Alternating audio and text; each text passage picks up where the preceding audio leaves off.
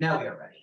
Okay, welcome to the June 26, 2023 meeting of the Land Use and Waterfront Committee. My name is Sandra McKee and I'm the chair of the committee. Tonight we are joined by District Manager Jesus Perez and Assistant District Manager Brendan Bird. This meeting is called to order at 7:04. As a reminder, New York State law now requires all community board members who are not able to attend the meeting in person to have their cameras on and their first and last names displayed from the time the meeting is called to order until the time the meeting is adjourned. Additionally, please remember that committee members attending virtually cannot count towards quorum per the New York State Open Meetings Law unless an extraordinary circumstance, including disability, illness, caregiving responsibilities, or any other significant or unexpected factor or event precludes the members' physical attendance at the meeting. Members of the public who are attending virtually, you can raise any questions or comments that you have through the Q&A feature of Zoom. Members of the public who are here in person, you can raise any question that you have by raising your hand. If there is time following the committee's discussion, we will field questions from the public. Tonight, the minutes will be taken by Lawrence Shire. We will now take attendance by roll call. I will conduct the roll call. Majed Abdul Samad. Present. Jim Collins. Present. Virtually. Understood. Jonathan Dorico. Present, also virtually. Sandra McKee, present. Richard Mintz. Present. Lawrence Shire. Present. Sandro Sherrod. He's not feeling well. Okay. Letty Simon. Susan Steinberg. Here. Gabriel Churzo. Here. Brian Van Nieuwenhoven. Present.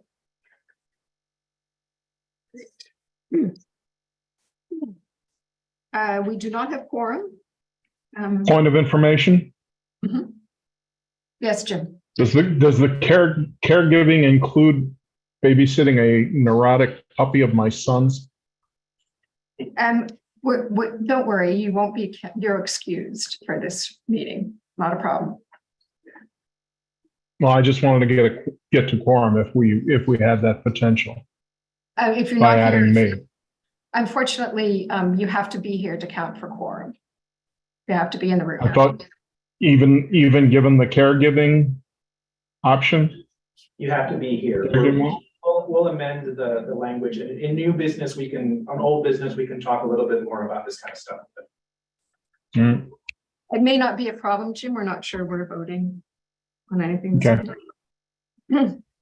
The agenda for tonight's meeting was distributed ahead of time by the board office and is reflected on the screen before you. If there is no objection, we will adopt the agenda. Members of the committee, if you object to adopting the agenda, please raise your hand. Seeing no objections, the agenda for tonight's meeting is adopted. The minutes from the May 22nd meeting were distributed ahead of time by the board office. If there is no objection, we will adopt the minutes as drafted. Members of the committee, if you object to adopting the minutes, please raise your hand. Seeing no objections, the minutes from the May 22nd meeting are adopted. They will soon be available on the CB6 website. In order to conduct an efficient meeting, we have the following ground rules. No one may speak until granted the floor. Committee members who are here in person, if you have a question about committee business or wish to make a motion, please raise your hand and I will identify you so you can speak. Committee members unable to attend in person, if you have a question about committee business, you may raise your hand through Zoom and I will identify you so you can speak. All committee members, it is extremely important that only one person speak at a time so that the members of the public watching at home can understand what is being said by each committee member. The chat function for committee members present via Zoom should not be used for committee business or questions about agenda topics. All such remarks should be made on the record by raising your hand through Zoom. Chat should only be used to alert us to any technical difficulties you are having or to state in writing information such as an email address that was already stated aloud on the record during the meeting. Okay, our first agenda item this evening is, if you don't mind going back to that. Actually, Brendan, can we go back to the agenda, please? But it's It's Lauren.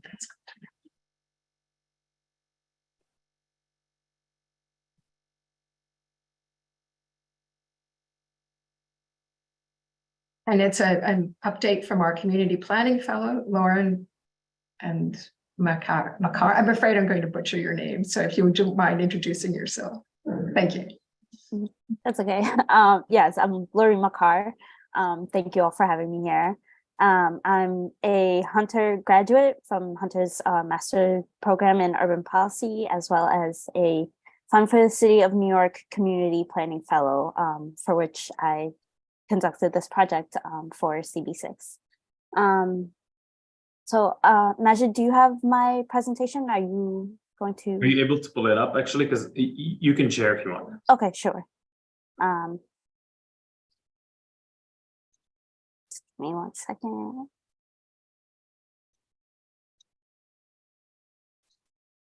I don't think I have that ability to share my screen. All right, just 1 second. Let's check here.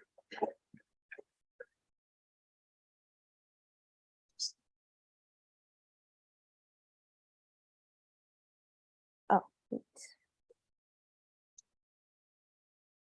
Actually, I There got you it. go. Perfect. Yeah, you can see it. Yep. Okay. Sorry, 1 second.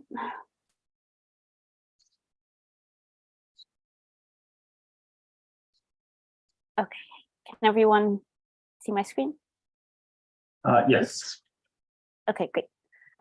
Yeah, so like I mentioned, I conducted this project for CB6 surrounding green infrastructure and waterfront sustainability for the district. So this project is really building off of the previous fellow. He had kind of gone through a deep dive of CB6's 197A plan, and one key thing that he had pointed out was a lack of language surrounding green infrastructure, sustainability, or waterfront resiliency within the plan, even though it had passed in 2008, which was a few years before even Sandy. But since then, we know now how crucially important it is for really any community to address these issues, but especially for a waterfront community such as CB6.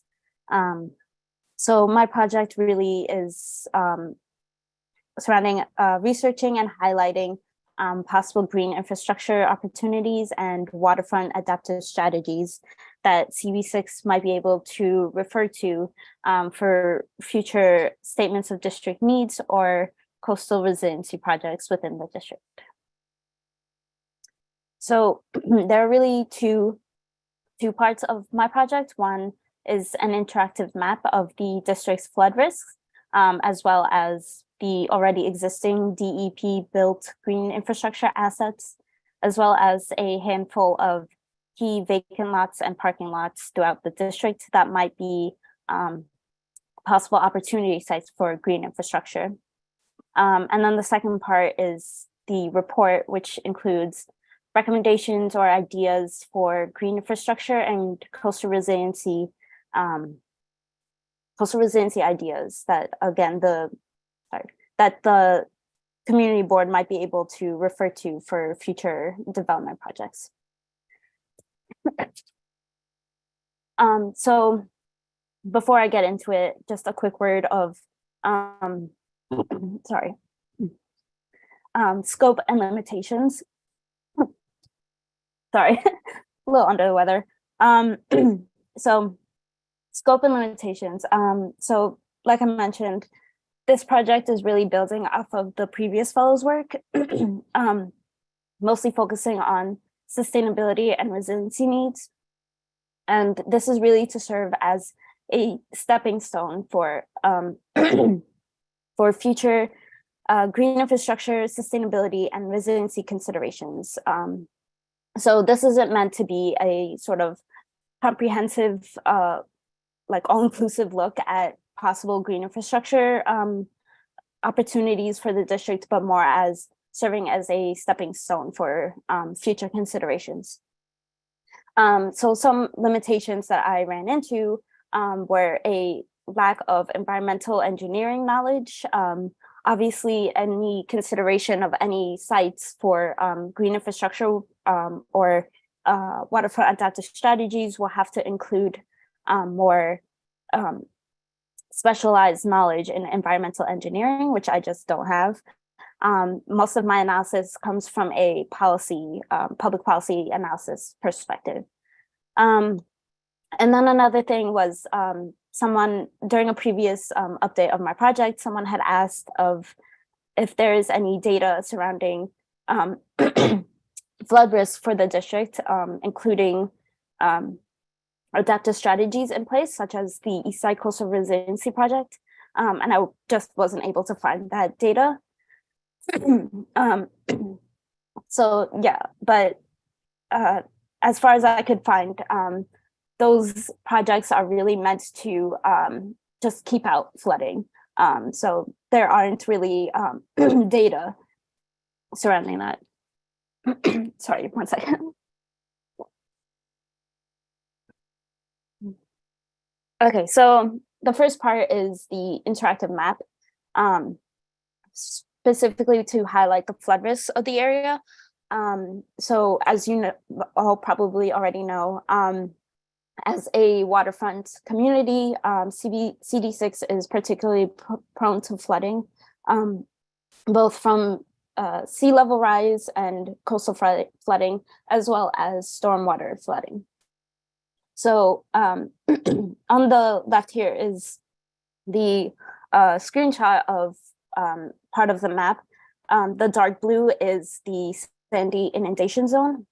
The lighter blue is the the projected future floodplain projections for the 2020s, and then the pink are the 2020 projections for stormwater flooding in the district. And then this is going forward for the 2050s projections. Again, the lighter blue is the future floodplain projections, and then the yellow is the 2050 projections for stormwater flooding. And then this is the 2080s projections. All this orange is the 2080s projections for stormwater flooding, and then the lighter blue is the future floodplain for the 2080s.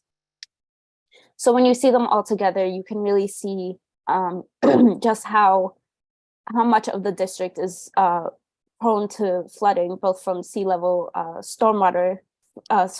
sea level rise and coastal flooding, as well as stormwater flooding. And this will be particularly impactful if there are no mitigation projects or elements put in place.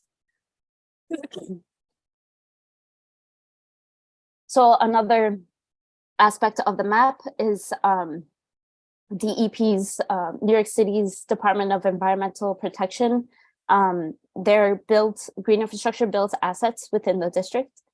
So one example here are permeable pavements in Sutton Place Park. Another one is a handful of green roofs built on the NYU Langone Medical Center's campus. And then another one is what's called a stormwater green street, which is around East 15th Street. As you can see here, this includes storm planters on the sidewalk to mitigate stormwater flooding. And there's some underground mitigation assets as well. Another thing included in the map are a handful of key vacant or parking lots throughout the district. One major one is the Solo Viev or Solo lot, as you all probably already know. It's a really large vacant lot, but there are also some key open air parking lots throughout the district, such as this one here on East 36th and 2nd Avenue, as well as a handful along the waterfront and parking spaces underneath elevated portions of the FDR Drive. And these vacancies, I highlight them as areas that can pose as opportunity sites for inclusion of green infrastructure. They don't necessarily have to be like completely changed, or that's one option to change them into like parks, for example, or better suited public spaces, but they can also just include more green infrastructure, such as permeable pavements, for example, to mitigate more stormwater flooding, as well as coastal flooding, especially since most of them are along the waterfront. So this is just a quick look of what the map actually looks like. When you click on it and open it up, all the layers are displayed, but you can click over here on the layers icon to turn on and off different layers to kind of see what they look like. And then when you click on specific aspects of the map, a pop-up will come up to kind of display more details of each thing. And Majid has the link for that map, and I will share it as well if needed in the chat later. So the second part is recommendations, green infrastructure and sustainability recommendations. This is, again, like to serve as a sort of jumping off point for the community board to kind of begin taking into more consideration these sort of green infrastructure ideas, as well as like being able to advocate towards city government for kind of specific areas throughout the district for inclusion of green infrastructure. So these are a few sites throughout the district that I picked out as possible places to start, as they pose the most more immediate stormwater flood risks. So like these areas circled in red that are already within the 2020 projections for stormwater flooding. So like these ones on East 23rd Street and East 22nd Street over here between 2nd and 3rd Avenues. There's on East 34th Street between FDR Drive and 1st Avenue.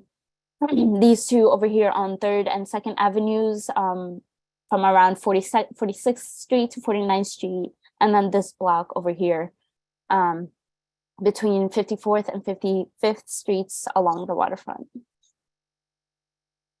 Some other examples include prioritizing city-owned spaces or buildings such as schools and public housing to prioritize those for implementation of green infrastructure.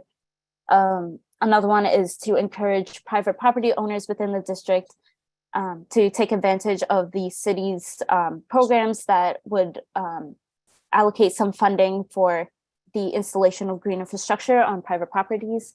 And another one would be to pursue implementation in more city-owned public spaces, such as the city-owned vacant lots or parking lots underneath the FDR Drive. And then a third part is the waterfront adaptive strategies. So this is all sourced from a DCP, Department of City Planning. They had put out a report around waterfront adaptive strategies that kind of looked at the different shoreline conditions throughout the city's extensive waterfront and what adaptive strategies were more applicable to what shorelines depending on their conditions. So, for example, for CD6 above 25th Street, your shoreline is considered a hardened sheltered bay slope. And this is important because the East Side Coastal Resiliency Project only goes up to 25th Street within CD6. So above 25th Street, there aren't currently any city resiliency plans in place, but that doesn't mean that there aren't more smaller scale adaptive strategies that the community board could advocate for this towards the city for. So for example, one such adaptive strategy is revetments, which are also called ripraps. This is a picture example that's already in place in Queens, and it's actually a common strategy that's implemented throughout the city. But yeah, this is one example. Some other examples include waterfront parks and living shorelines. These two examples especially are really excellent examples of adaptive strategies, not just for their high abilities in addressing various coastal hazards, but also serve as an additional community asset, such as including more publicly open green spaces, as well as increasing habitat for native biodiversity and kind of reducing a lot of the other climate change risks, such as the urban heat island effect. And yeah, it increases public space, which is particularly important for this district as well. So following that, some recommendations could include the conversion of this parking lot along the waterfront that's around 34th Street into a waterfront park, kind of following the example of Hunters Point South Waterfront Park in Long Island City. This park includes other green infrastructure assets like and other adaptive strategies, such as the riverments that you can see here. There's an area that allows for like natural tidal flooding to kind of protect more of the built infrastructure from flooding, such as apartments and stores and streets and such. So to kind of provide a space for natural flooding that wouldn't harm the city and instead it creates a habitat for more biodiversity. And it increases public space for the district. And yeah, so that would be one example of a possible strategy. Another would be the conversion of the parking lot under the FDR Drive that's along East 18th Street to 23rd Street. This kind of aligns with Stuyvesant Cove Park, which is technically a waterfront park that's already within CD6.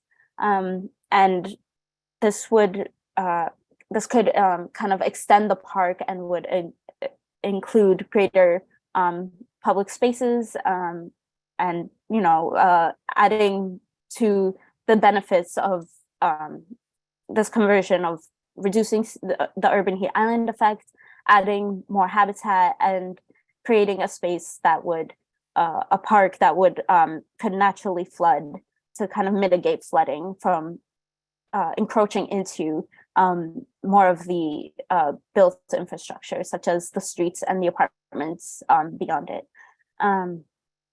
So these are just a couple of examples of including more adaptive strategies and green infrastructure that CD6 might be able to kind of use as a jumping off point for further inclusion throughout the district. So some of the key resources I use, like I mentioned, this DCP report on waterfront adaptive strategies, but I also looked at other city agencies, reports and maps. There's a ton of data out there that I kind of sourced all together, such as from DCP, DEP, and Mayor's Office of Climate Resiliency, as well as CD6's 197A plan and the Statement of District Needs, as well as those of other community boards. And that's about it. Great, thank you. Do we have any questions directly from people here? Rich, sir. I have a question, and that is regarding the grant programs. to support action by private property owners. Do those only apply to ground level green infrastructure, or there are rooftop green infrastructure that might be supported? Yeah, there's, I think there's one specifically for green roofs. Okay, thank you. Larry? Yes, Brendan, can you bring up the photograph that I sent you? Yes, just give me a moment here.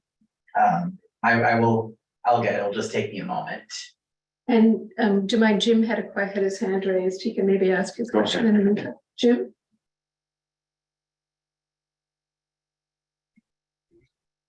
Yes, I'm curious, we've never seemed to have ever addressed whether or not dredging of the East River might affect some of the same flood mitigation that we have built infrastructure for. And I'm just wondering if that was ever considered in your knowledge or in any of the proposals that you've seen. My second question, or actually a point, is I walked over near that retaining wall. I think it's approximately 20th Street, 22nd Street, somewhere in there. And I noticed that the wall that moves is supposed to move on a rail, that the rail was covered with asphalt so that you would not be able to deploy the wall. So I'm just curious. It seems to be loose packed asphalt, so perhaps they're considering just tearing it up on when a storm comes. Oh, okay. Somebody else is seeing the same thing I did. Is that what you saw, Larry? Yes, it is. And Yeah. Unfortunately, this is probably a question for Lauren. This is a question for our DDC counterparts that and maybe It's a concern, yeah, especially in hurricane season. May I join in the conversation, Jim?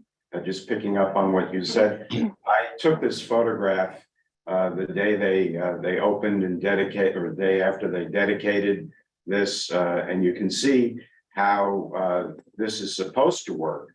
The area which is to the right, which is toward the East River, come a flood, Lauren, will flood. It will fill with water. It's basically going to be sacrificed so that the area to the left under the FDR Drive and Stuyvesant Town, Peter Cooper Village, with the closing of this gate on a couple of rails, which will slide across the opening for 20th Street, will protect up to about 15 feet from a storm surge. What I observed tonight when I went out to take the ferry, and what Jim observed a few days ago, is that someone, maybe to smooth the walk, put asphalt down and tamped it into the groove where the wheels for the rail car are supposed to go, which will prevent this thing from ever closing. Or closing properly. And obviously in the short term, this needs to be undone. But in the long term, there could be other stupid things that happen with the loss of awareness of how this is supposed to operate if there aren't frequent drills on closing this, where the mitigation system will not work and the area will get flooded if all the gates can't close, which is a big worry. You showed that there was the area that was upland that could be flooded. I was wondering, does that go away with this mitigation system, or should we keep that in the back of our minds just in case this flood wall doesn't close properly in all places? Do you have any thoughts, Lauren, on that? Well, obviously, if the flood wall isn't deployed, then the area would flood. I think this is part of the East Side Coastal Resiliency Project, though. Yeah, I think that would be, like was mentioned, that would be a better question for the East Side Coastal Resiliency Project team. Yeah, I'm not sure why that's asphalted. And Hi, just, this is Tommy Vest. Is it okay if I jump in for just one point? I was just going to say that the Borough President's Office is going to be doing a presentation soon that may Yeah. address this, but please go ahead. I'll get into this in my presentation a little bit, but there is something called an emergency response plan that was developed as part of ESCR. And that emergency response plan and that was submitted to FEMA. It's part of the certification process for this project. And that plan requires at least on an annual basis that there's a full deployment of the system to ensure that it's operating as it should. So if there are things that are happening, like people, filling in pieces of the rail that they're not supposed to, hopefully that would be caught during these annual deployment kind of sessions. And then the other thing is just to say is I believe that it's Department of Transportation that's actually responsible for this component of the operation and maintenance of the ESCR project. Good to know. I was simply going to say that it's really a question for the East Side Coastal Resiliency. Right. Thank you. So I guess maybe another question for them is when sea level rise is going to make this system obsolete. I think it was probably planned into the system, and maybe we could add that into your map and make that that would also be helpful to know. Any other questions? Anything on dredging? Anything on dredging of the East River? I did come across a few kind of ideas around dredging the East Side River, the East River, but those don't seem necessarily to be very feasible, or as far as I see, doesn't seem to be something that the city is seriously considering. But yeah, I'm not sure about details of that. Thank you. Scott Baker has a question. Is there a way to get a more complete map of CD6 flood risks? I think we can publish your map on our website once you're completely finished, and maybe that will answer his questions. Is there another resource that you would recommend? The city does publish the flood risk maps. There's I think 3 different ones, and I kind of just put them all together onto this one. But they are like easily accessible. You could just Google it. There's the stormwater flooding and the future floodplains maps. They're separate, but yeah, you can look them up.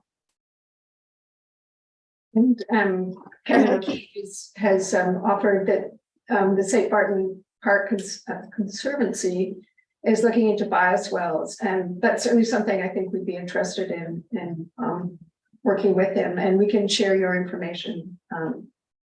So hopefully that's something that could be worked out together. Do you have recommendations for where they would go? Bioswales in our district in particular, or just more of a general? Where it's currently flooding? Yeah, like I mentioned, in the report there are those key areas that I picked out that are pose the more immediate stormwater flood risks. I think those could be good areas to start implementing green infrastructure, such as bioswales, to mitigate that stormwater flooding. But like I mentioned, that would require more in-depth engineering knowledge that I don't possess to see if it is feasible to construct in those areas. So can I add just one comment? I think thank you so much, Lori, by the way, just to start, this is very helpful. I know we still have something that's not relevant. Yeah.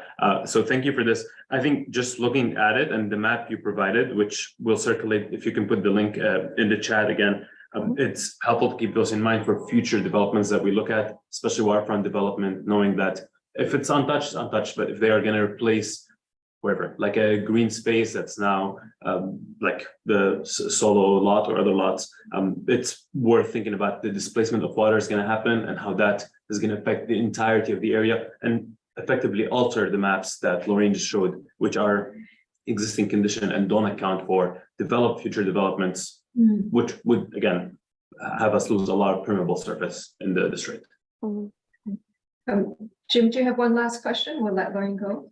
Yes, with respect for the borough president's office, when will they be doing the first deployment of this system as a test? I would think that doing it prior to hurricane season, which is rapidly approaching, would be the best time.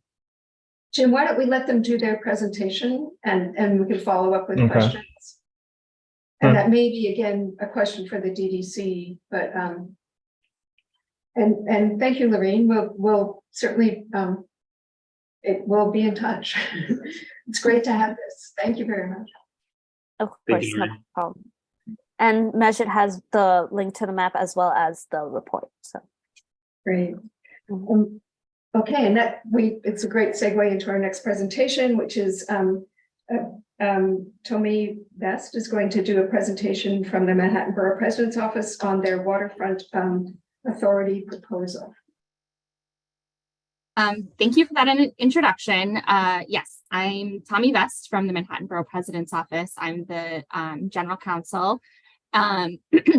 So why is the general counsel coming to speak to you about the Waterfront Agency Plan? That is a good question that I will answer. So I also help advise the borough president on his climate policies. I was actually the general counsel for the Mayor's Office of Climate and Environmental Justice for 6 years before coming into this role. As you may be aware, the Mayor's Office of Climate and Environmental Justice went through many iterations, but I originally started out at the Mayor's Office of Recovery and Resiliency, as it was called then in 2016. So I've been kind of living and working in this space for a very long time. Also a Manhattan resident, Upper East Side, so just kind of north of CB6. But I have, deep experience and knowledge with the East Side Coastal Resiliency Project. I worked on the legal aspects of that for many years. So that's kind of why I know some of the answers to the questions that you were asking, not necessarily,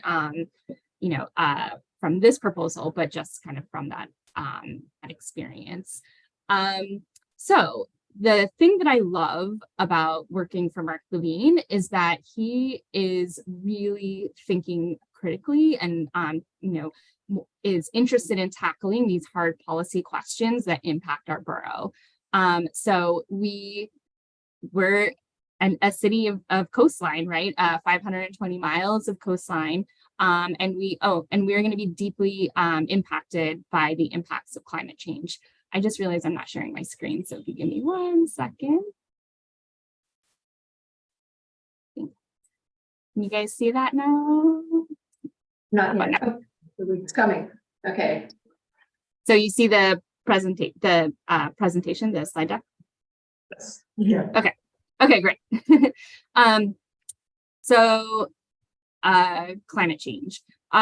So we're not just impacted, and I think, Lorraine, you must all know this already because you've asked Lorraine to kind of work on this topic, and she did a great job. It's going to be a tough act to follow, but kind of the major hazards that Manhattan and the rest of the city have to have in our future are, increasing heat. So that's both chronic longer, hotter summers, as well as really bad heat waves that can be detrimental to human life and property for that matter. But we also will be expected to we will also be expecting increases in precipitation, which is that kind of flood risk from interior. And then we also are susceptible to sea level rise, which is a chronic condition, right? So it's just going to keep going up and up and up.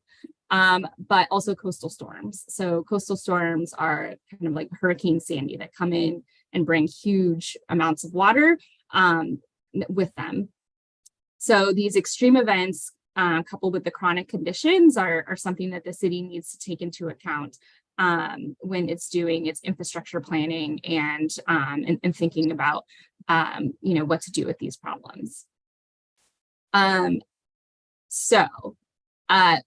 When I've been working with the borough president on this issue of how do we solve some of the problems that we've been seeing with these coastal protection projects or just in general, sea level rise, coastal storm risk, flood risk. What are the problems? What are we seeing? Well, in my experience, especially with Eastside Coastal Resiliency project, we have a bit of a jurisdictional problem. There's no single agency that has jurisdiction in the charter for protecting communities and for protecting non-city property.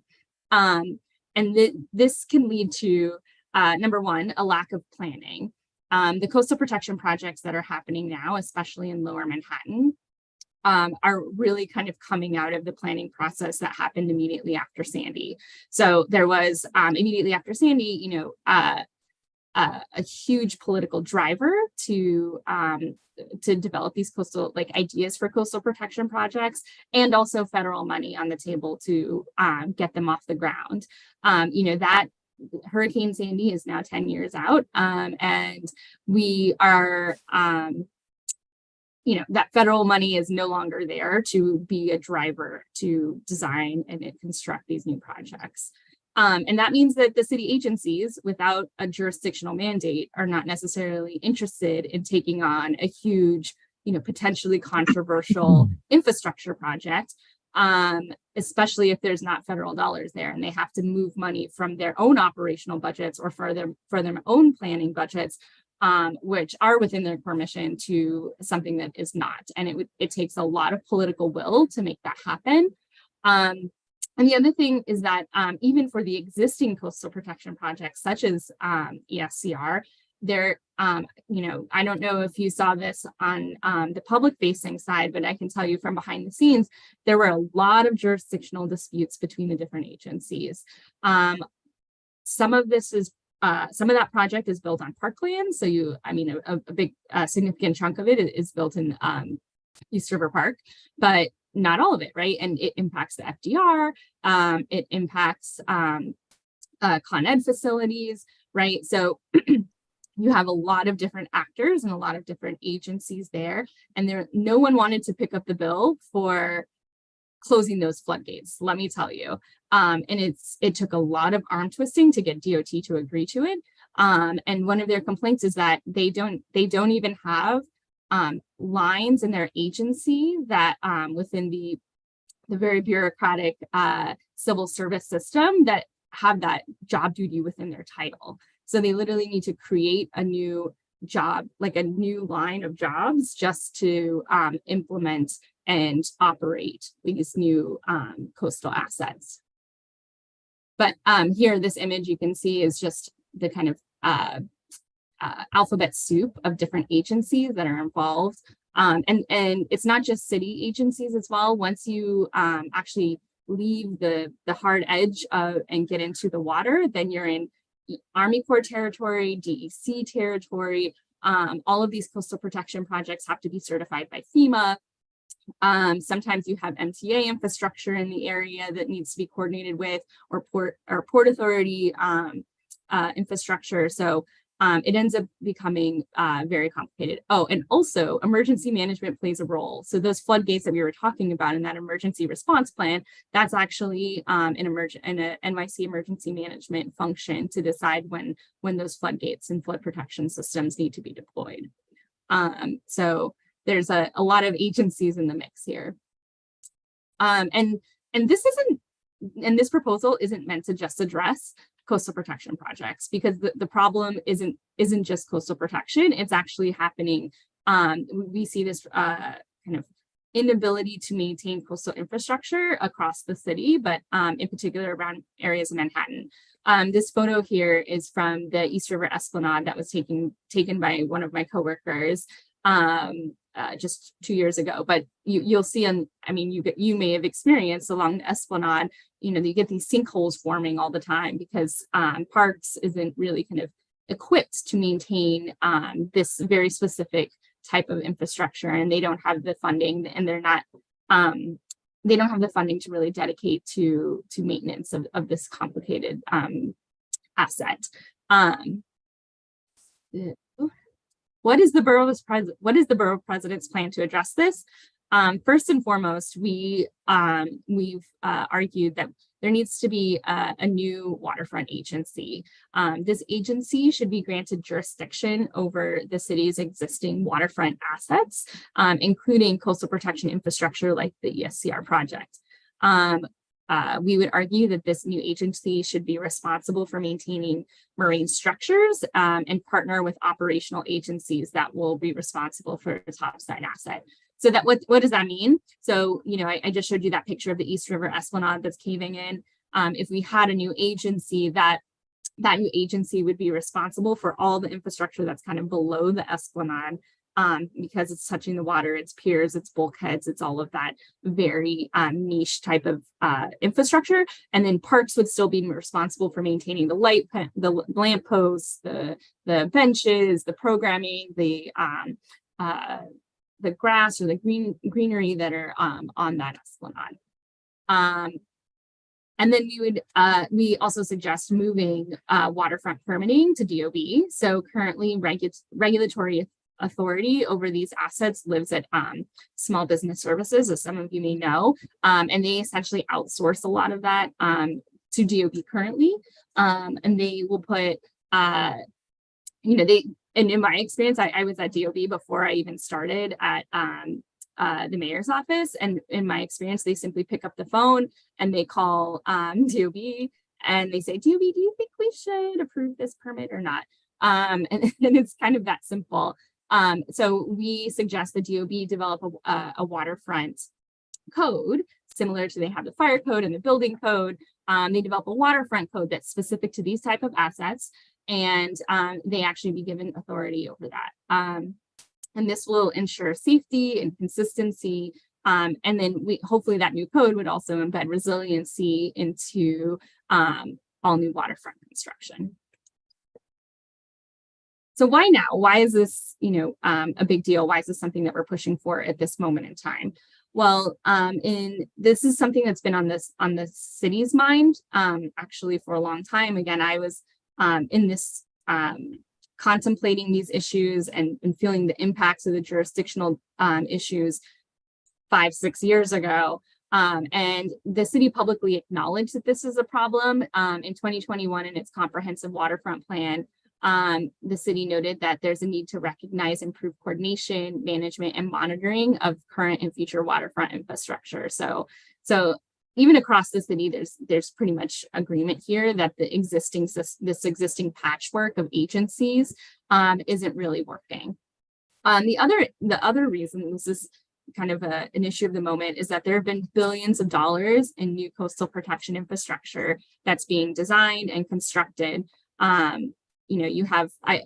We talked a bit about ESCR, but there's the other Lower Manhattan projects as well. There's the Army Corps is constructing it was $620 million, but I think now it's up to $1 billion project in Staten Island.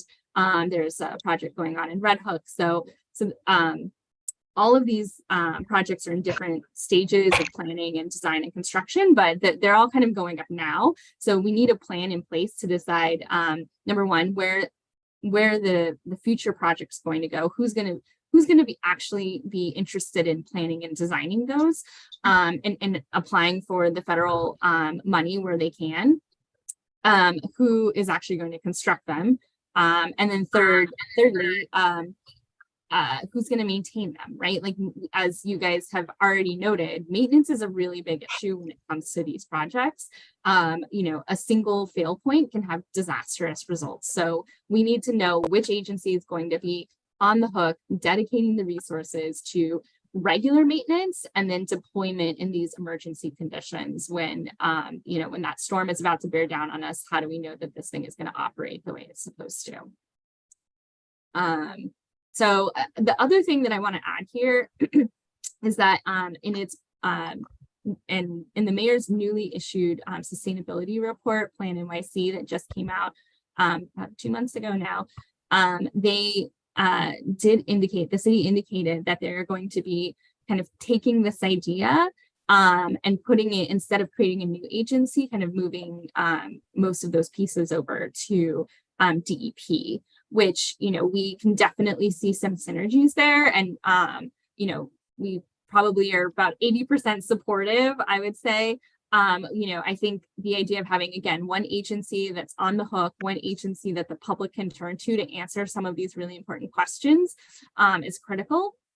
But the reason that the borough president has suggested a standalone agency as opposed to an existing one is that, you know, this coastal protection is always going to be competing with DEP's other myriad of priorities. And so, you know, that idea will work now under the current mayor where that has support. But once, you know, the political winds change or the tides change or the tides turn, it may be that area just gets completely defunded. Whereas if you had a standalone agency, it's a little bit harder to just completely gut it or, you know, move all the staff out of it, for example.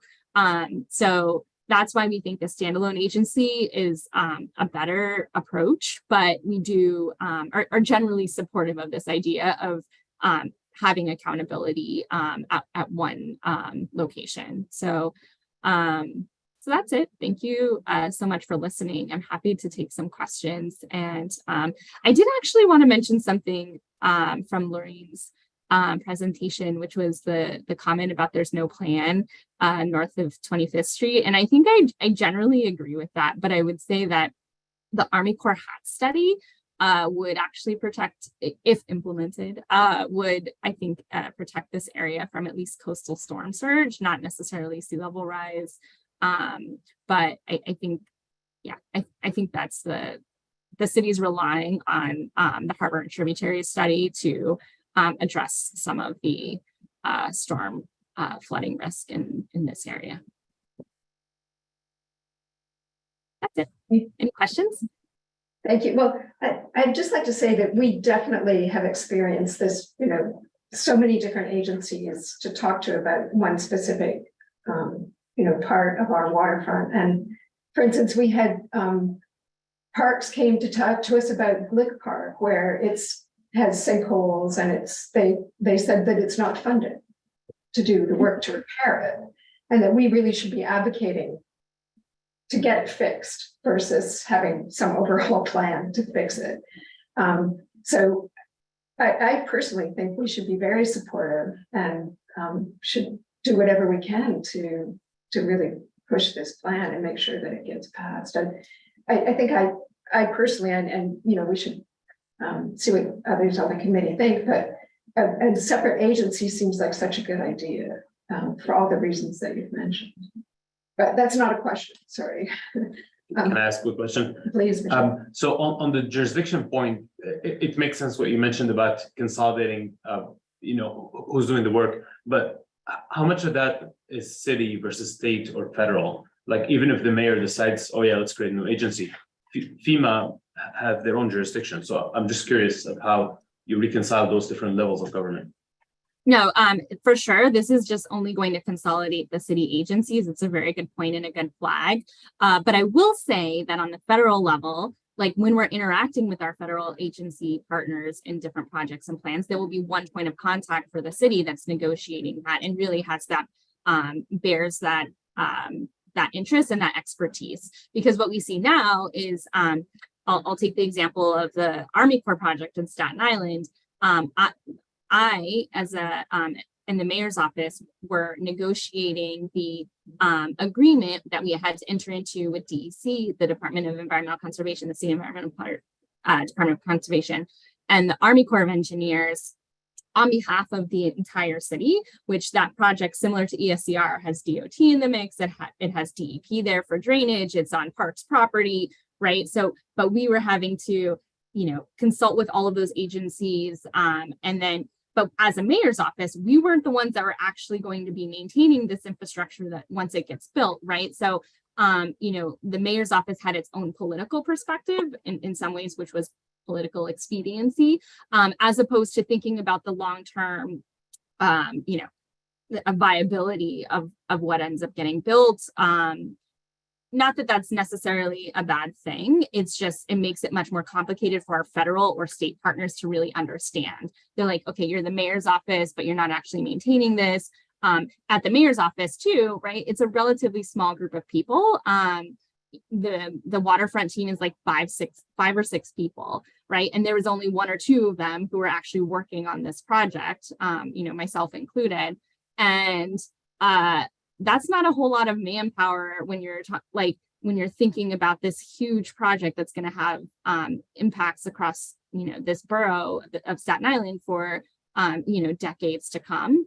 So having, and we didn't have an engineer working on it, right? So we were having to turn to, hey, DDC, what do you think about this? Because you're the city's, construction authority, but they're not constructing this project, so they didn't really care about it that much.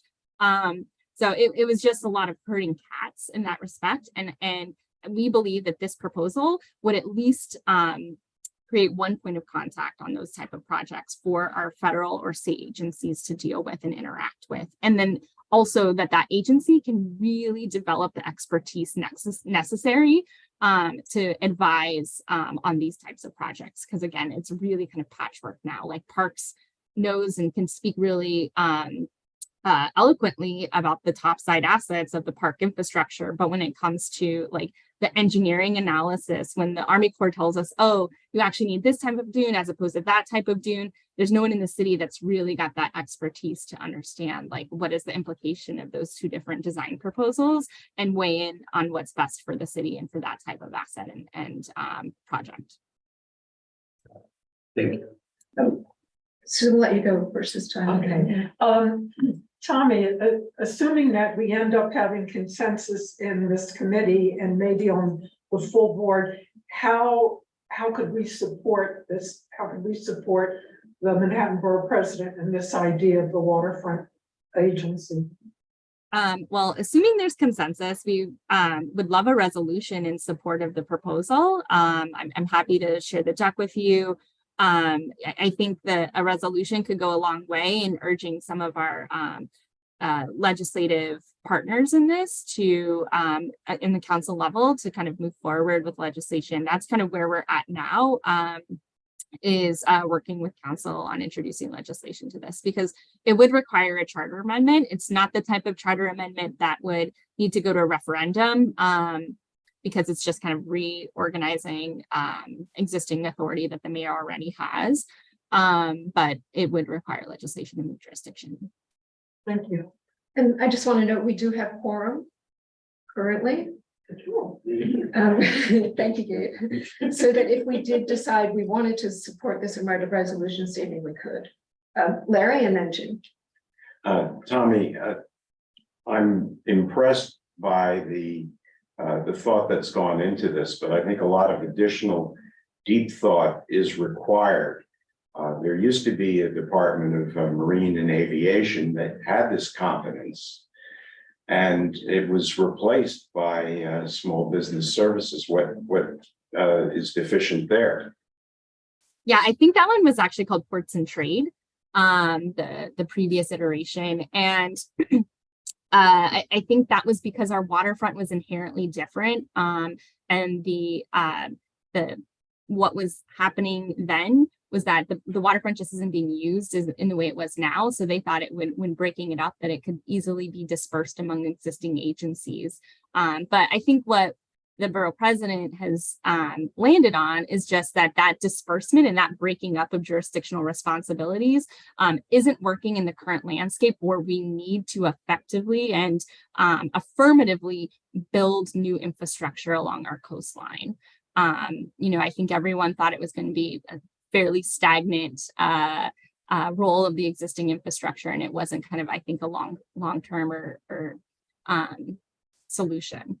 So, and so this could actually, I think in some ways, this could be okay if you gave SBS, all the funding it needed to actually do the mandate that it has in the charter. That gets you part of the way. It doesn't actually get you all of the way, because again, even within the charter, SBS does not have jurisdiction for protecting communities and protecting people from coastal threats. It its jurisdiction is about what is built on the coast, and that's it. So this is actually affirmatively mandating protecting, in our opinion, this legislation would say we need to affirmatively protect people, we need to protect property that doesn't belong to the city, and this agency is the one who's going to oversee that.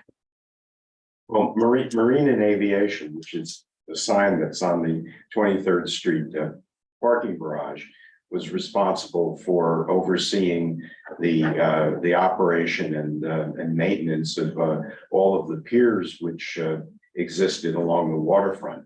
And there are, as you've mentioned, a lot of other agencies whose facilities and infrastructure impact those piers, such as DEP with water and sewage. And when those pipes break, they have to be brought in. And so there really needs to be, as I said, deep thinking about how your new agency would take over those responsibilities for rebuilding those pipes wherever they are. And there's one other element to this, which you didn't mention, but it's right in your borough president's own office, and that is the borough engineer. The borough engineer maintains maps of these areas that abut the waterfront, and it's really important for them to get actively involved in mapping what is currently being built and being replaced, so that in the future these things have to be repaired, can be located more easily. And Yeah, sorry.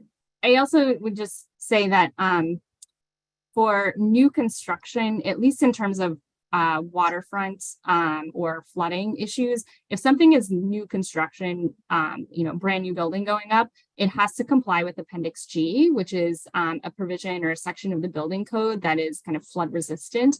It requires flood resistant construction if you're constructing in the floodplain.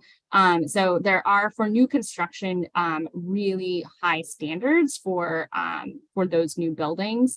I think that was kind of more in response to a question or a comment that had come up earlier. I don't think that new construction is necessarily leading to worsening conditions of the waterfront, at least not in this part of Manhattan. But Jim, you had a question. I think you're on mute. Actually, a couple of questions. Why isn't this part of DEC in the first place? And then second, assuming that this agency were to be created, do you have any numbers in terms of a budget and headcount? And with respect to that headcount, would those folks be transferees from existing organizations, or would they be new hires? Great question. So did you mean DEP or DEC? I get my three-letter agency, the ones who do all the water treatment plants and what have you. Yeah. My cousin works for one. Yeah, that's the Department of Environmental Protection, which is a city agency. That is where the mayor is proposing to move a lot of this responsibility.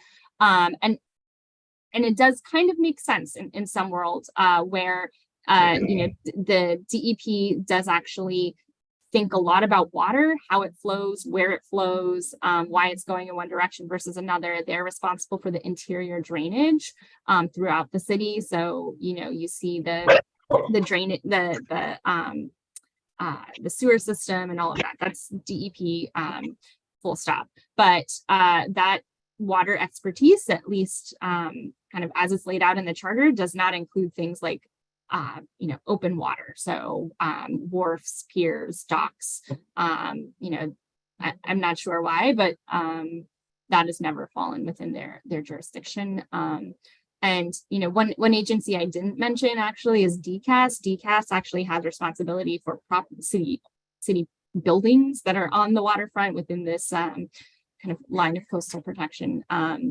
So I think So I'm not exactly sure, but it's not DEP now. That's the city's kind of thinking on where this might go. Sorry, what was your?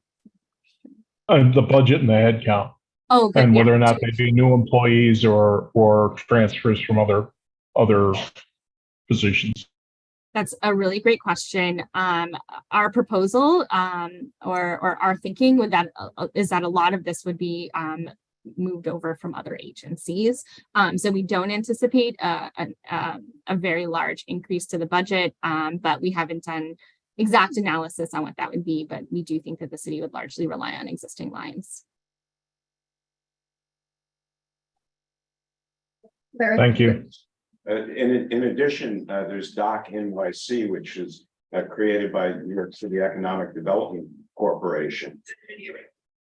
And then there are the private utilities like Con Edison that maintain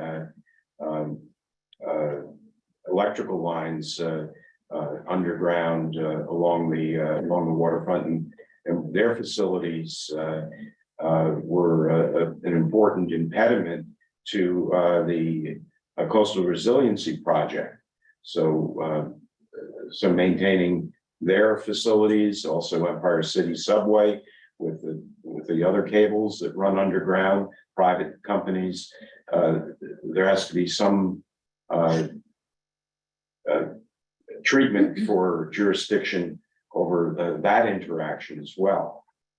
Mm-hmm. Yeah, I couldn't agree more. I think I'm not sure if the city has to date figured out what to do about the connection point with the Con Edison facility. It was something that I worked on before I left the mayor's office, and I think might still be a problem today. So there's a ton of underground infrastructure, as you all know, for a myriad of different state and city agencies that are in these areas that need to be protected, and finding the real estate to construct these projects is also kind of a nightmare unto itself.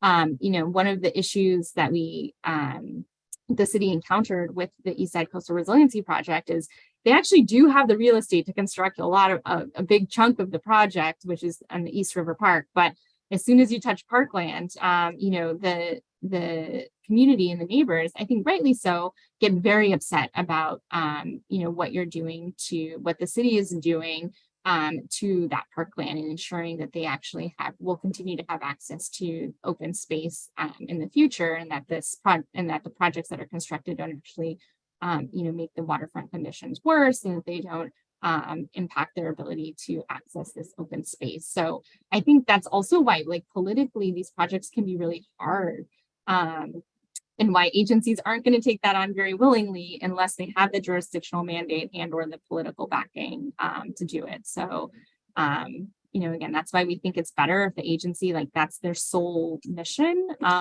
is so that they can take community input into account. They're dedicating the resources to building the best projects for the city, and that they're not distracted by their other kind of more core mission. And you'll be able sorry, to build a technical. I just wonder if expertise. the Durst organization's been very patient with us. Do we have a consensus, Gabe? I'd like to make a motion. Okay. Second. Great. So, and I guess basically we're proposing that we as a board support the borough president's concept of creating a waterfront agency, and we'll work out a better way to describe that. That's in my motion. Kidding. Do you want to put it? I'll do it. Okay. So we would need to vote on that if that's something we've had someone's come forward, so it's been seconded, and I will, if we would be in favor, opposed, abstaining, or abstaining for cause not entitled. Richard. Support. Okay. Victoria, it's not here. Jim Collins. Abstain. I don't have enough information. Did you vote? Yeah. Oh, I'm sorry. Did I call anyway? Do I call them even if they're not? They can Question. participate, just can't help recording. Oh, okay. Okay, John has left the meeting. Sandra McKee in favor. Richard Mintz. In favor. Lawrence Shire. In favor. Sandro Sherrod is not here. Letty Simon, not with us. Susan Steinberg, In favor. Gabriel Turzo, Brian Van Nieuwenhoover. In favor. The measure passes with 8 in favor, 1 abstaining, no opposed, and no one opposed for cause. Great, thank you very much. Thank you, everyone. I really appreciate the support. Yeah, Our president does as well. yeah, very thorough presentation, thank you. And now on to our third issue, which is the Durst Corporation. And thank you very much for your patience. You've heard all our business. The Durst organization and its project team for the applications for City Planning Commission chair certifications to make proposed modifications, including an open air cafe, seating, benches, lighting, plantings, and other amenities to the privately owned public space at 825 3rd Avenue. So please, if you'd like to go ahead. Great, thank you. Thank you for the opportunity to present tonight in advance of your summer break. I am Ellen Lehman at Fried Frank Land Use Council to the Durst organization. I want to introduce the whole team here. I'm here with my colleague, Carol Rosenthal at Fried Frank, Livana Nimar and Julia Limangello from the Durst organization, Signe Nielsen, Lee Williams, and Noriko Maida from Matthew Nielsen Landscape Architects, and Alan Dempsey of Rosemary is the restaurant operator. We are here tonight to present an application for 2 zoning certifications regarding the public plaza at 825 3rd Avenue. As you can see in this picture, the plaza today is a paved, empty area without any amenities for the public. And the Durst organization is proposing a comprehensive renovation to that plaza, which requires 2 zoning certifications there. You can stop here. The 2 zoning certifications from the Department of City Planning. The first is for design changes that allow the installation of planting, seating, and other amenities, which we'll show you all of. And the second is to allow an open air cafe in the public plaza, which we'll show you as well, which would be located on 50th Street. So to orient you, 825 3rd Avenue is located on the northeast corner of 50th and 3rd Avenue. Next slide. And 825 3rd Avenue is a 41-story office building, which was constructed in 1969.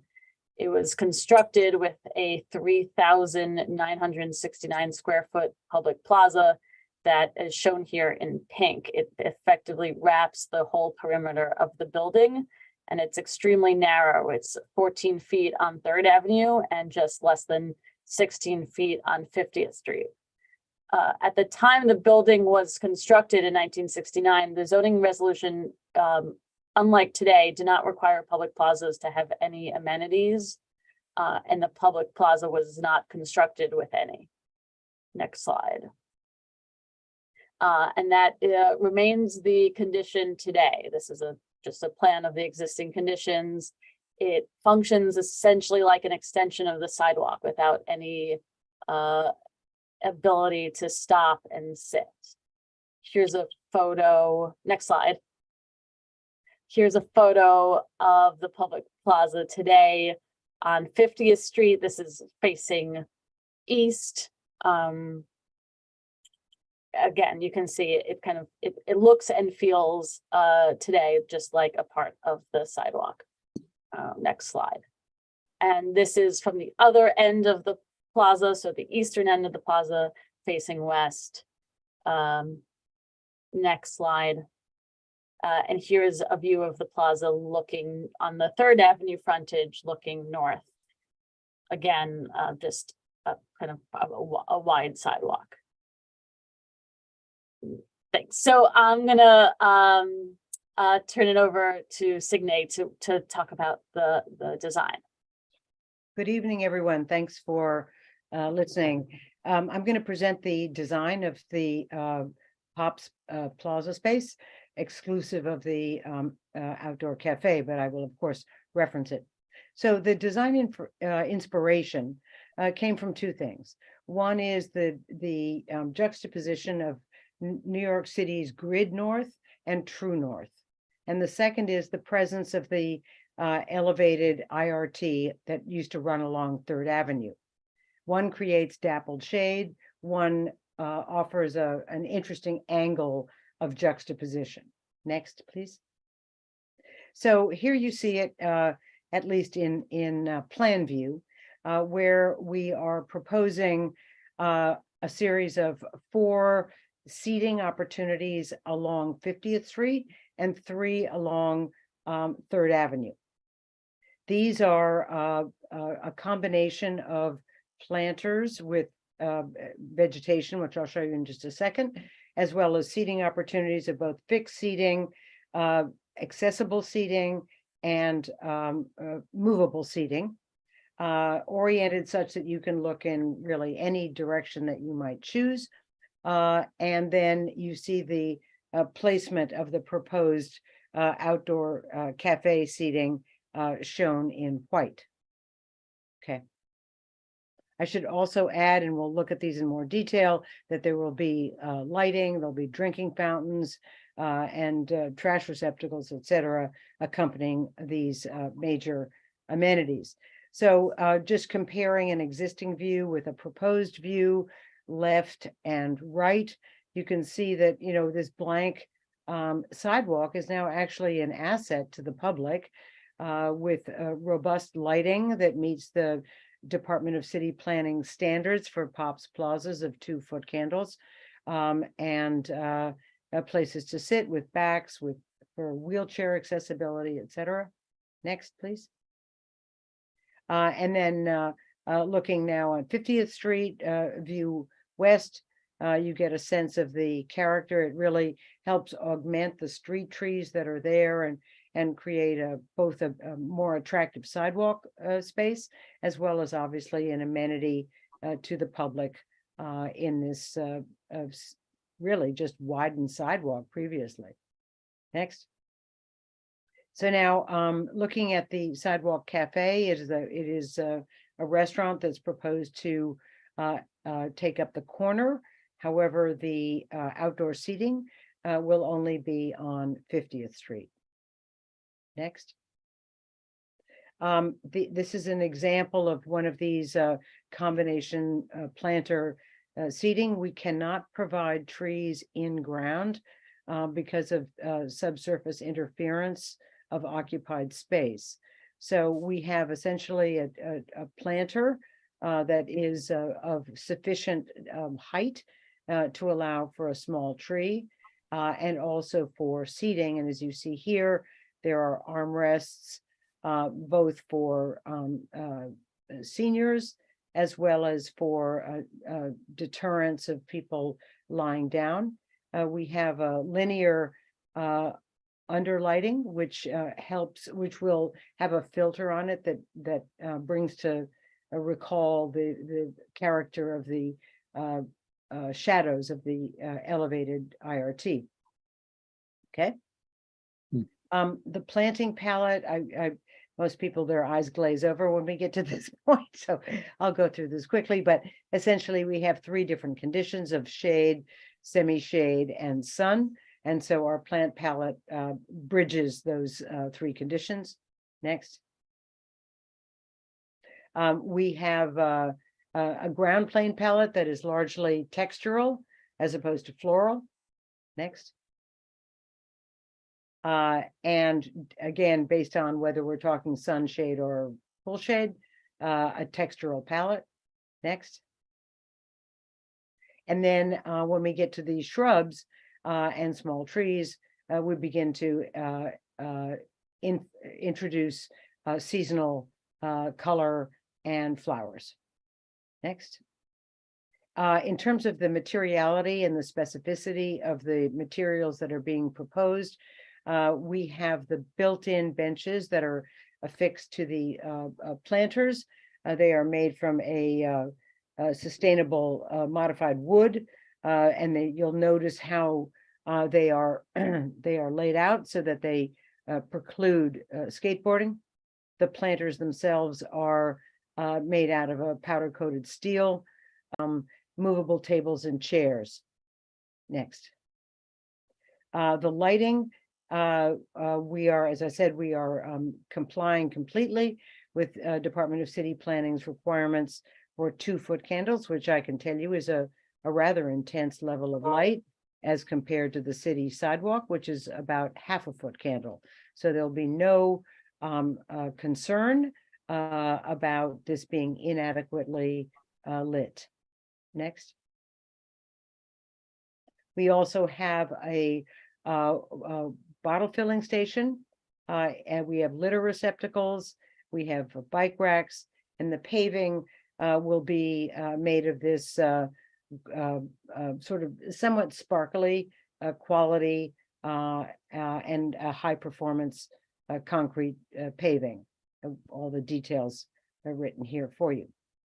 And I believe that's our last image, and we, the team, are happy to take any questions from you. Thank you.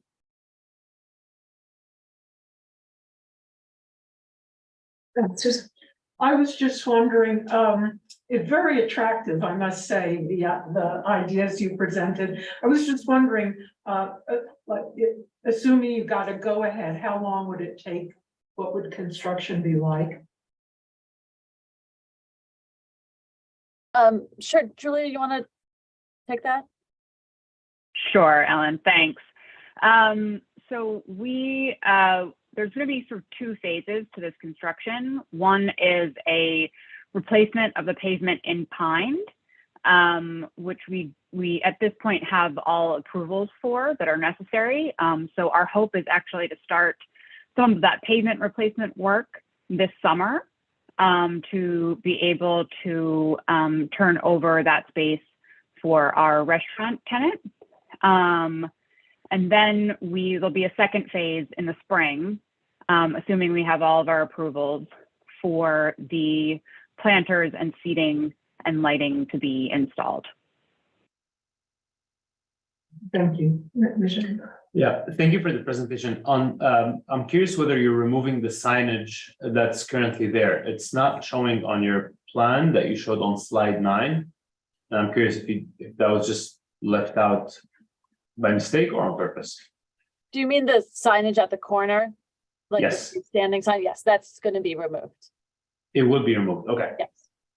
Got it. Thank you.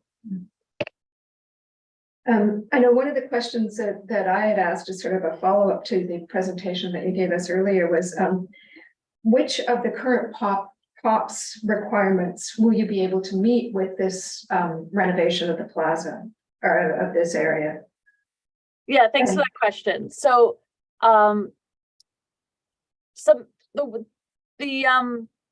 the tricky thing when designing this and when we first looked at it is that the way that the plaza is configured is not something that would be allowed today. It's, it's extremely narrow and irregularly shaped. Today, a public plaza has to be a regular shape. It has to be a minimum of 40 feet in every dimension. And so some of the trickiness with the regulations is that it doesn't really map well onto the way this is configured. And in particular, there are rules limiting the area of permitted obstruction, right? You don't want the public plaza to be too busy. And so there are rules about the maximum percentage of obstructions that we had to stay within. So the challenge was trying to kind of maximize all the amenities to meet the requirements given those constraints. So just to run through it quickly, the proposed design would meet the requirement for the amount of seating with backs, and the amount of seating with backs facing the street. However, there's a specific requirement and the amount of seating on 3rd Avenue. However, for the 50th Street side, there's a requirement that there be 1 linear foot of seating for every 2 linear feet of frontage. And since it's so wide, we're coming up short of that. It would require 87.5 feet of seating, and we're providing 72 on that frontage, 70.2 on that frontage. With respect to planting, plaza regs require 20% planting, which would require 794 square feet, and we're providing 417. Again, because there's kind of a limit to how much total obstructions can be placed in the plaza. And as Signe mentioned, there is a plaza requirement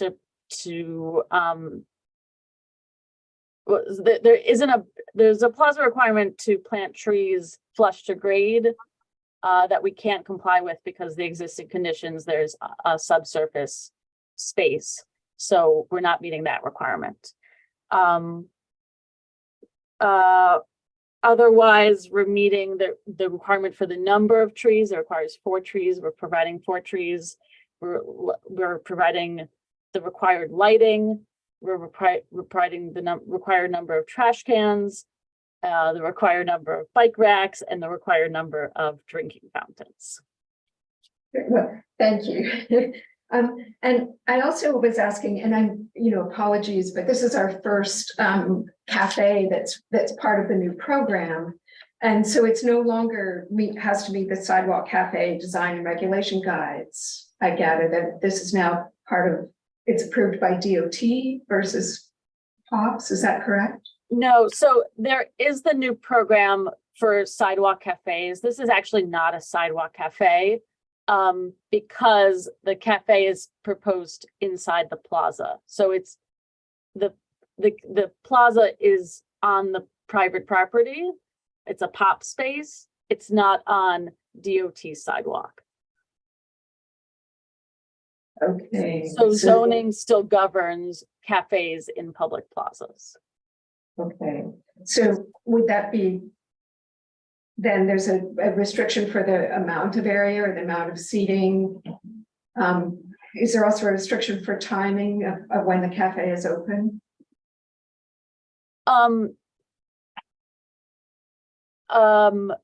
The zoning requires that the plaza be open a minimum of 225 days a year. Otherwise, the hours are set by the plans. So just curious, like how late it's open. Alan, do you want to answer that question?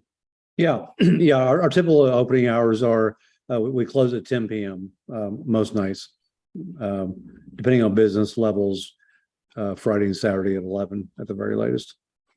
Well, hopefully you're busy. We need a good restaurant. Yeah, we're excited to be up there. Great, thank you. So, and I guess I know we had asked for clearances around the cafe. Yes.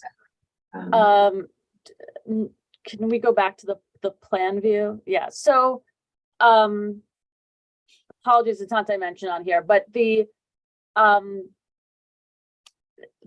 distance from the end of the cafe to the curb is 18 feet. And the distance from the end of the cafe to the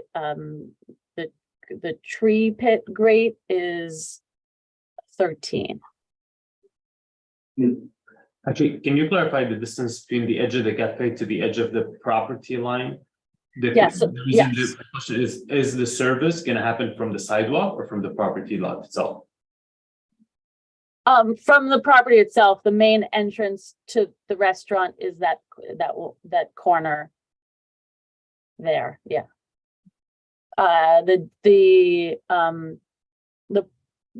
distance from the cafe to the property line is 5 feet. There's a 5-foot path there just within the property.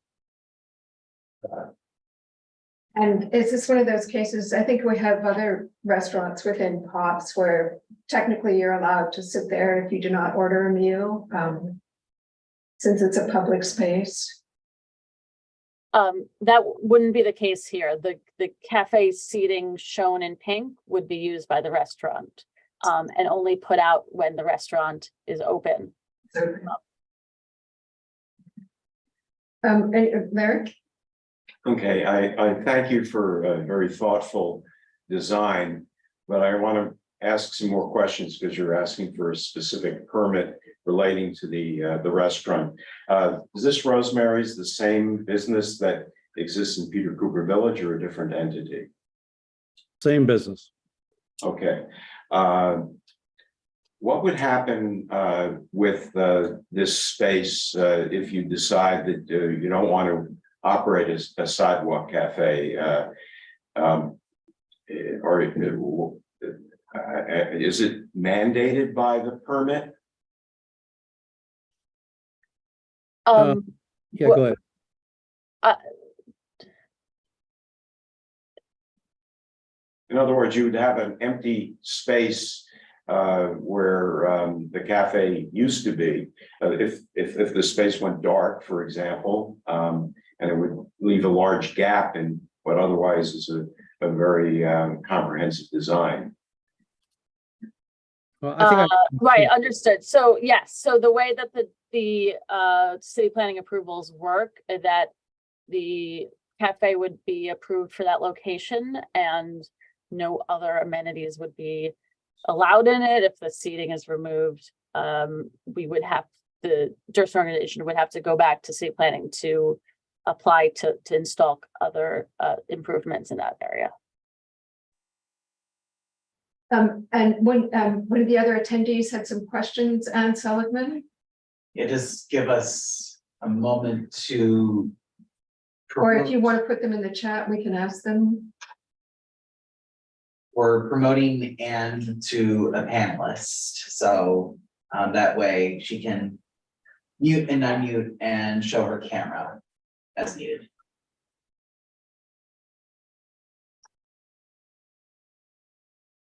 Hi, hopefully you can see and hear me now. Yes. Yep. All right. So yeah, just to follow up on Larry's question, I actually want to start by saying I am delighted that you're going to do something with this, and I have so much respect for the Durst organization, and I'm glad that you guys are the ones, you know, kind of bringing some life to that corner. But to just go back to what Larry was saying, one of my questions was that is not the only, like that whole block is empty, like along 3rd Avenue.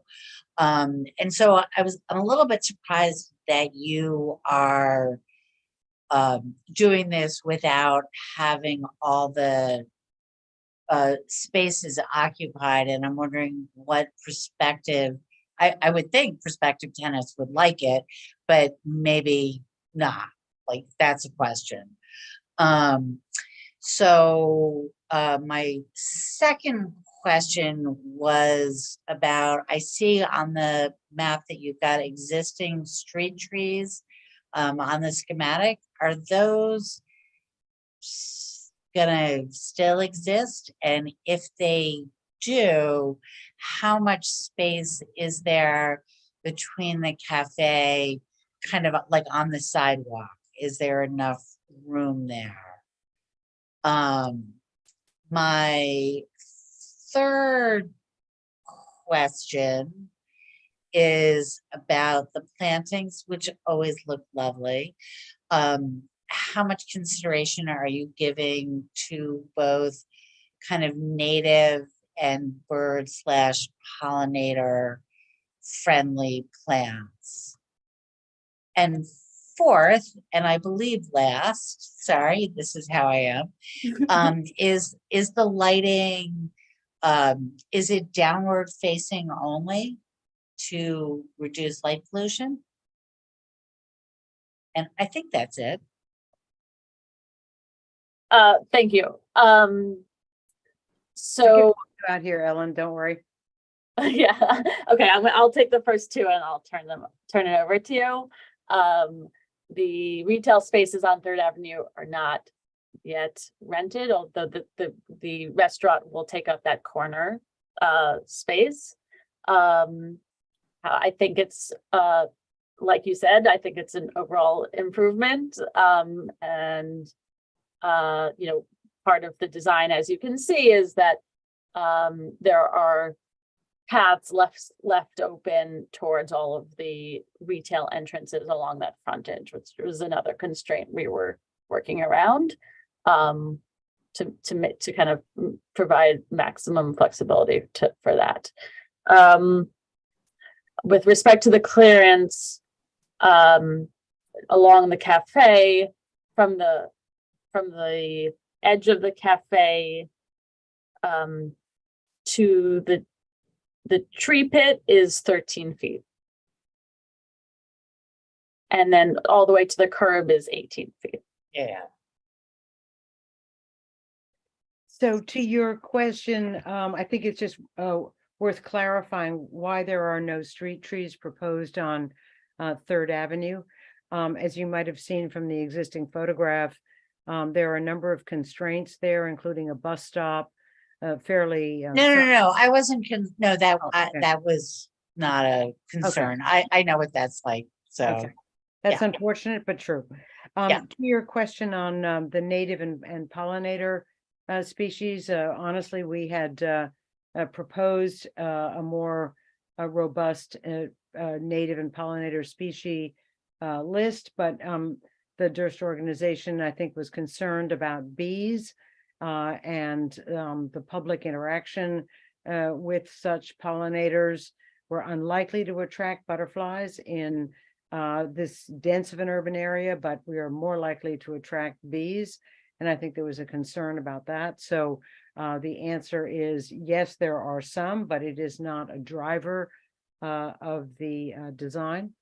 And then in terms of your question with regard to lighting, yes, they are shielded downlights. To whoever is doing that, keep going. You're doing great. Thank you. Perfect. So these are shielded downlights. So there is no light thrust up into the atmosphere. Terrific. Thank you so much. I cannot wait to see this come to life. And yeah, thanks for doing it. Any further questions? I know you haven't actually registered yet with city planning, is that correct? Or so the application was filed with city planning. The city planning has yet to formally refer it to the board. We were anxious to come before you before the summer break and show it to you. Great. So we're looking for support, I guess, or Yes. Just be in the fall or I think when the board looking meets? for support now because they want to start construction probably. Yes. Question. I'd hate to put her on the spot, but I see Ali Soon is here from Department of City Planning. Ali, is there any clarity on when this particular application will be referred to the board? Is it in the next couple of weeks or is it like late August or something? Oh, hi everyone. This is Allie from City Planning. What we had worked out is that our land use review division has opened up the portal for city planning to be able to submit a resolution in advance of the formal referral because it's still under review with our technical review division, but it already went through draft review.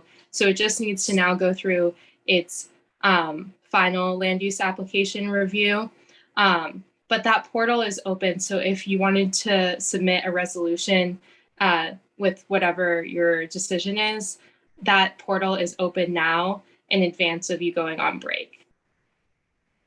And would there be any revisions to this, do you think, after the technical review? Or is there I don't think that there would be revisions to the design. If there were revisions, they would be like technical, like complying with our standards of like how the drawings need to be submitted, if that makes sense.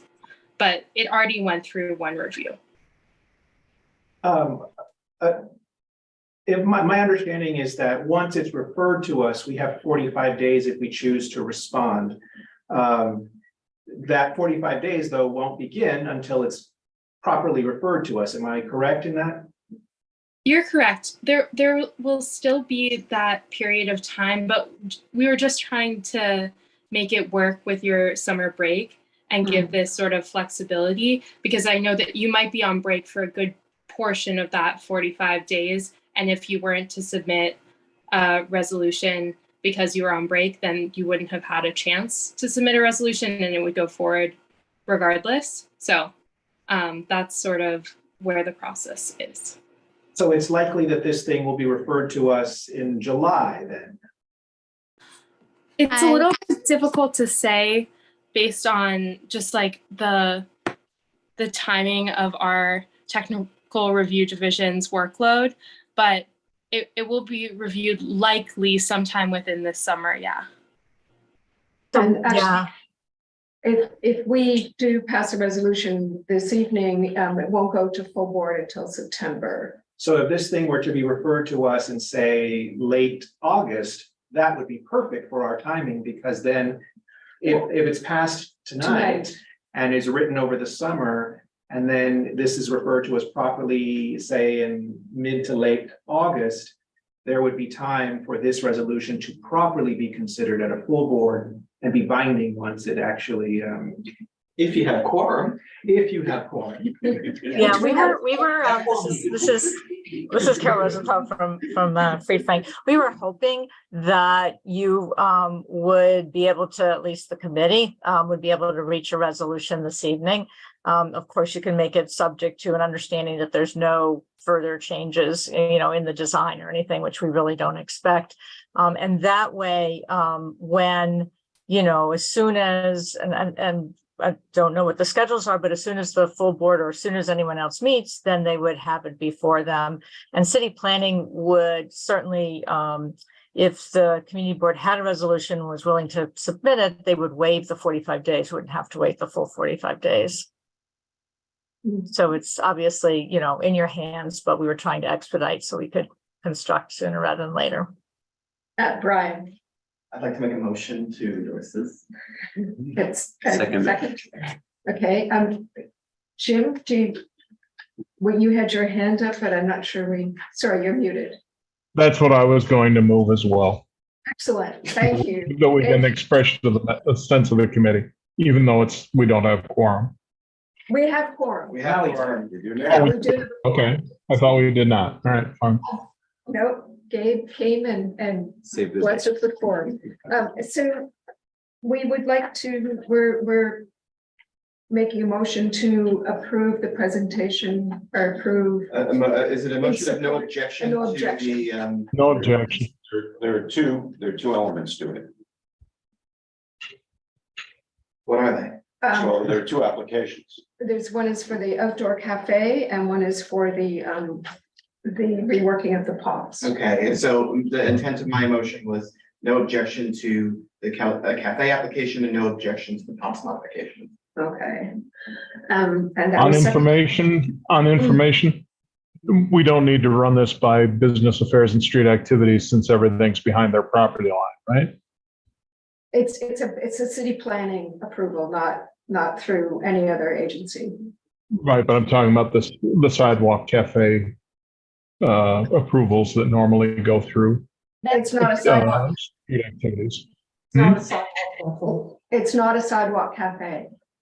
Right, because it's behind the property line. Right. Okay, Majed? In favor. Okay. Victoria's not here. Jim Collins? Aye. Aye, he said aye. Aye. Aye. Okay. Yeah, he's in favor. Sandra McKee in favor, Richard Mintz, In favor. Lawrence Shire, In favor.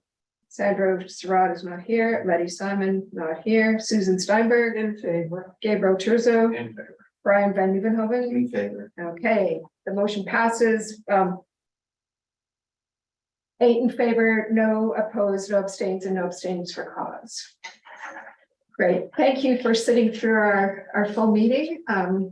We look forward to having improvement on that corner. It's been a long time coming. Thank you. Thank you so much. Sandy? Oops, sorry. Who's writing this resolution? As well as the earlier Oh, one? Gabe was going to do the first one. Okay, and this one? I'll do this one. Thank you, Brian. Thank you. Okay, great, thank you. Very quickly, And yes, you're free to go. Thank you. Thank you. Thank you very much. Appreciate the time and everything. Yeah. Well, Thank you. Great. Very quickly, chair report, Soloviev, they're doing some work on the site. They're going to be using it for the UN General Assembly, and then they're doing their art installation after that. They said they weren't ready to come to us. Originally, they were supposed to be here tonight, but they said they're working on their design. So, Ready for 24. yeah. What kind of thing for General Assembly? Apparently the Secret Service uses that site and I don't know, they're flattening it for helicopters or something.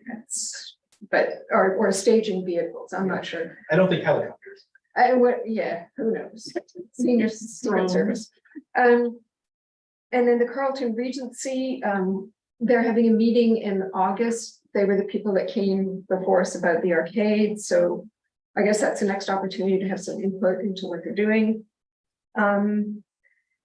And then if any member of the committee has any old or new business, please raise your hand. We Brian. were talking earlier about it, just the rules about quorum and attendance and online participation. What is it exactly that our requirement is in case, what's the thing where you can participate and count for quorum and be on the video? All right, so it's nuanced, but in order to count for quorum, you must be physically present. However, if you have what's called an extraordinary circumstance, you can zoom in, you can participate remotely, but you participate remotely. You do not count for quorum. The law does not require CB6 to count you absent necessarily if you're remotely in. It does not require CB6 to not count your vote. It requires if you could speak, you just cannot count for quorum. So that's that. However, there has very recently been a change to the open meetings law that will allow some flexibility for people with disabilities.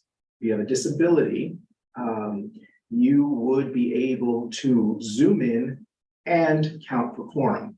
But disability is the only premise on which to base such a thing. The law does not give a lot of guidance on how we would determine that, what documentation would be necessary. We had a conversation with the borough president's office about this. It can get really complicated asking people to provide an inordinate amount of medical detail and having to store it and all that stuff. So most likely, if the board were to do something like that, we should probably do it very simply. There's language in the law that seems to suggest that in order for us to make use of that provision, that we need to sort of write it into our rules or pass a resolution similar to the way we did 1 year ago when we passed a resolution that outlines the rules that I'm telling you today. Most likely that's the best way to do it.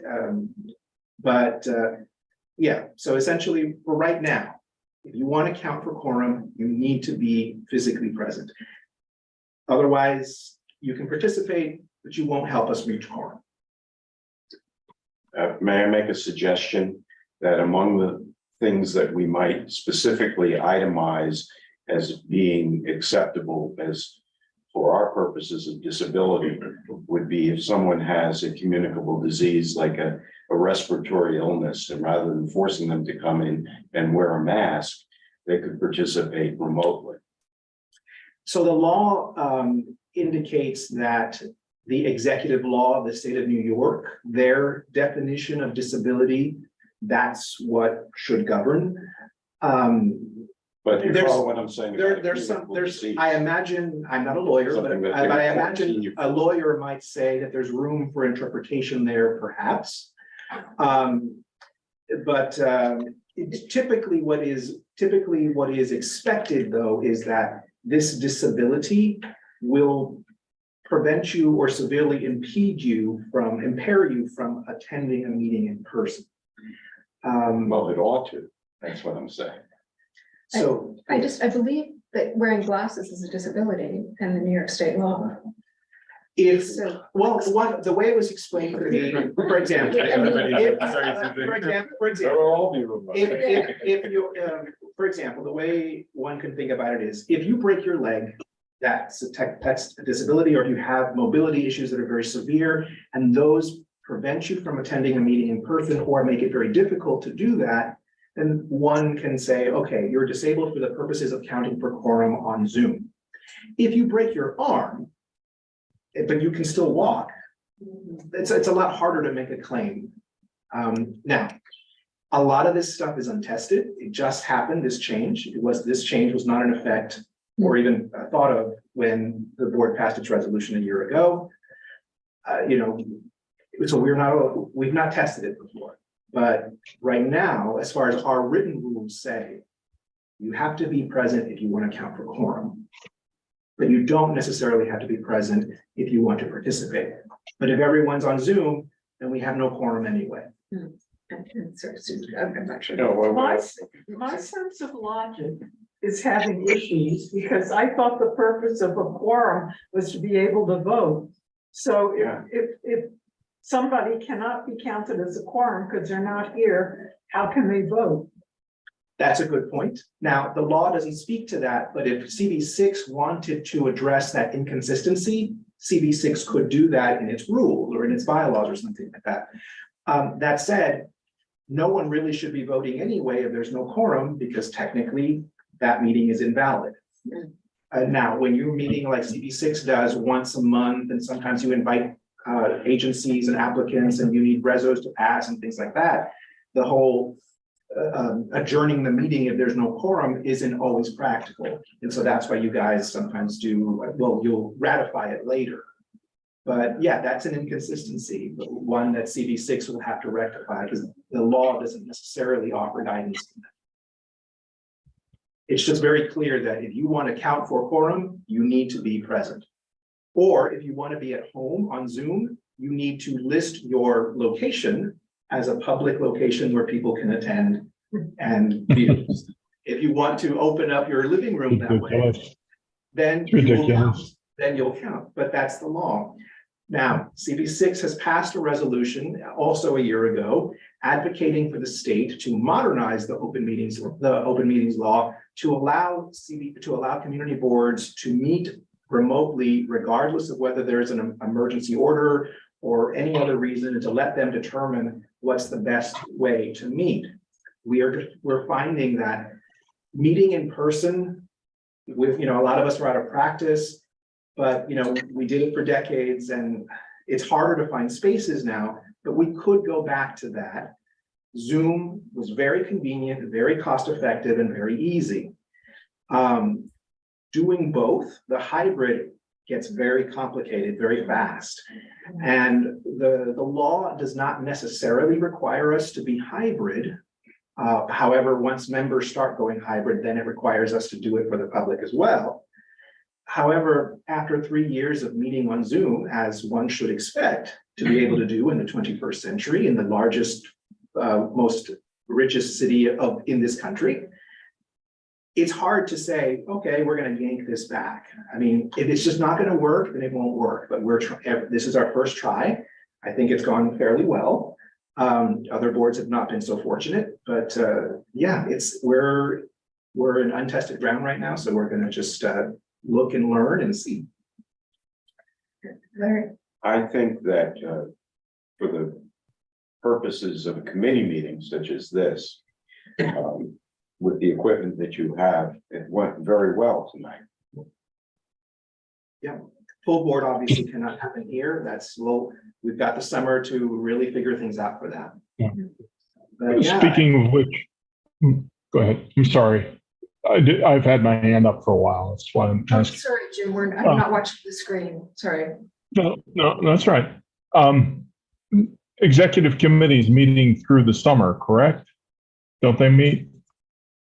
normally they do. If the chair of that committee determines there's not a lot on, they could cancel, but normally they would. Right. Could I suggest to the chair and the other members of the executive committee that they work during the summer to set out some guidelines and include perhaps a taxonomy of the activities that would qualify for remote attendance and voting. So, for example, personal disability, the injuries that you talked of, caretaking of younger children, say below the age of 12 or 14, et cetera, and just list an entire taxonomy that we can adopt come September. Perhaps, but again, remember, the law will allow someone with a disability per the legal definition per the state of New York, the childcare, other extraordinary circumstances, as was in the law before, those will allow you to participate. They will not allow you to count for quorum. But that may be a moot point. Yes. So They specifically wrote into the law flexibility for people with disabilities to participate and count for quorum. They did not do that for people who have childcare or caregiving responsibilities or any other circumstance. Unbelievable.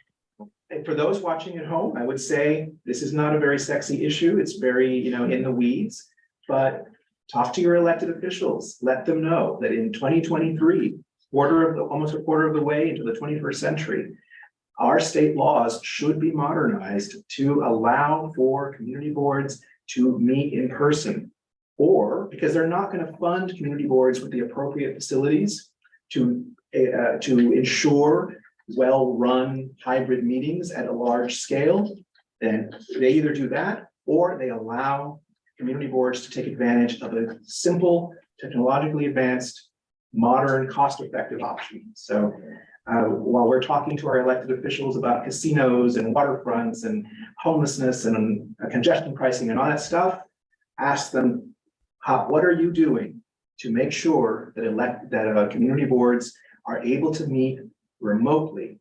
Because it's very handy. I mean, there was supposed to be bad weather tonight, hail and thunderstorms. Thankfully, it seems to be not coming to pass. But if it did, we'd have to be here. On days when the smoke turned really bad, like it did a few weeks ago, there were no executive orders for that. If we had meetings scheduled, we would have had to either cancel them and then reschedule them because the charter says we have to, or we would have had to come out into the smoke to meet in person because our laws are from the last century. So that's what we all get paid for. we don't need any more Zoom, and meeting in person has incredible benefits for those who are able to do it. So we need to work out something. We need funding or we need flexibility, one or the other. Great. Seeing no more business, I would like to adjourn the meeting. Motion to adjourn. So moved. Great. Thank you very much, everyone. Congrats.